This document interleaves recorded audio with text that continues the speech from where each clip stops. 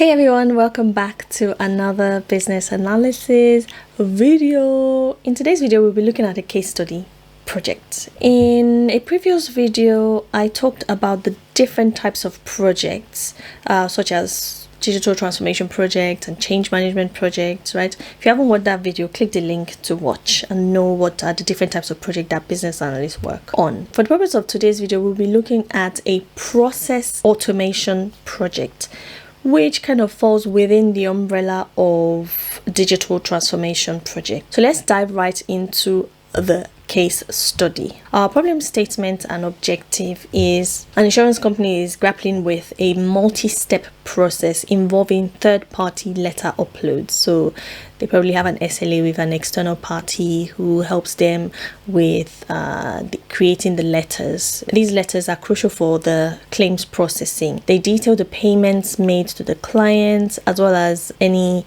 underpayments made to the client. What is the challenge here? We want to ensure that the clients are informed promptly, verifying the accuracy of these letters, and we want to make sure that any additional owed payments are approved and dispatched by the date specified in the letters. So our objective here is to streamline this process, to reduce any manual interventions, and to ensure timely and accurate payment to the clients. So as a business analyst, what are you doing? We've just looked at the case study, the problem statement, and the objective of the project.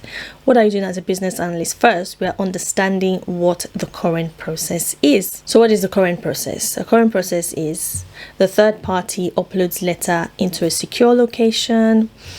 These letters, again, they contain those crucial details, the claims reference number, the details of the payment made to the client, and any explanation if the client was incorrectly paid. If the client was underpaid, the letter would specify the correct amount that they should receive, as well as the date by which they will get that payment. Don't we all like receiving this type of letters to let us know that, oh, you're due a payment on your claim? Also, the letter will also specify that the payment goes to the same account as previously used. It will also go to the same client. Sometimes you have more than one names on a claim.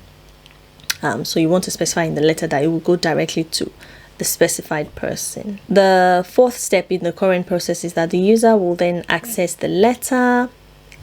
The user within the organization, a type of user, will access the letter, will verify all the details within the letter, and then place it in a queue within a system called Claim Center, which is a system that is used within insurance industries, and make it prepared to be sent to clients. However, we need to state that as part of the current process, the letter isn't sent out until the payment is approved. Somebody needs to approve the payment. So what are the pain points here? As a business analyst, when you're mapping your as-is process, you should know what is the business analysis approach. I have an existing video if you want to know what the business analysis approach is.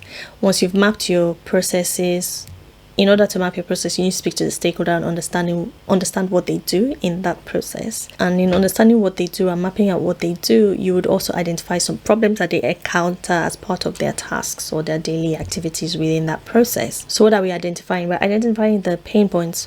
Again, through stakeholder interviews and observations, we identify potential pain points or inefficiencies in the process. Examples could be delays in the upload of the letters, errors in payment details, or bottlenecks in the approval process. So as part of our discovery work and starting our project, we want to introduce robotic process automation to solve those pain points. Obviously, you don't just reach that decision without discussion with the team, with the stakeholders, to explore various options to solve those pain points that have just been listed. So here is where the robotic process automation, also known as RPA, comes into play. One way we can do this is to introduce RPA for letter processing. We could have an RPA robot programmed to access the secure location where we've stored the letters. They will retrieve the letters and queue them in the system claim center. What is this solving? This will ensure timely processing, reduce the manual efforts, and as well as potential human error, as referring to the current process. The second thing we want to do is create RPA for payment approvals, rather than waiting for a human being to go through the client details and then approve that payment. So after the client received the letter specifying the payment dates, another RPA robot will be scheduled to approve the payment so that it ensures alignment with the dates mentioned in the letter. So we've decided to do that. The business analyst will then go ahead and map out the ideal process with RPA in the mix. Our ideal RPA process will then become streamlining the letter upload process using RPA to minimize delays, implementing checks to ensure payment details are accurate, and automating the approval process using RPA, ensuring timely approvals while maintaining necessary controls. So this is the solution that we're proposing. But now let's gather the requirements. We gathered those detailed requirements for the RPA automation. What do? We have to define the criteria and the triggers for the robot to access and process the letters. What are the various triggers? How does the robot know what time, right? We need to define all those details. What is the time that the RPA is accessing those letters? Is there a cutoff time? You need to tell the RPA what to do, really. Another requirement that we need to clarify is to specify the data fields required for the payment details and the validation checks that are needed. The robot needs to do some validation, and we also need to specify what fields within that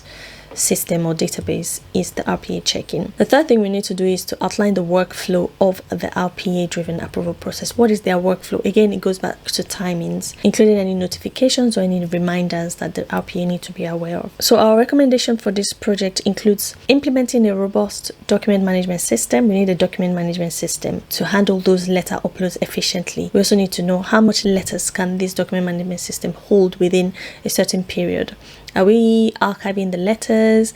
Are we removing them from that folder once they've been sent to the client so that the new letters coming in can be uploaded? Because it will go through a cycle. Because this process is not just one-time thing, it's everyday thing within insurance. Somebody's always making a claim. So in order for us to send a letter to the client, maybe our document management system needs to hold the letters that will be sent next week, so that the robot knows which letters it's going through and which letters it's approving. And then once it's done all that, maybe there's a system somewhere, another RPA that would remove those letters and archive it somewhere so that the next batch of letters can be uploaded into that document management system. So the second recommendation is to integrate data validation tools to ensure payment details are accurate. And the third one is to then deploy the RPA bot to automate the letter processing and the payment approvals, ensuring a seamless and efficient process, really. So this is high level what the project will entail.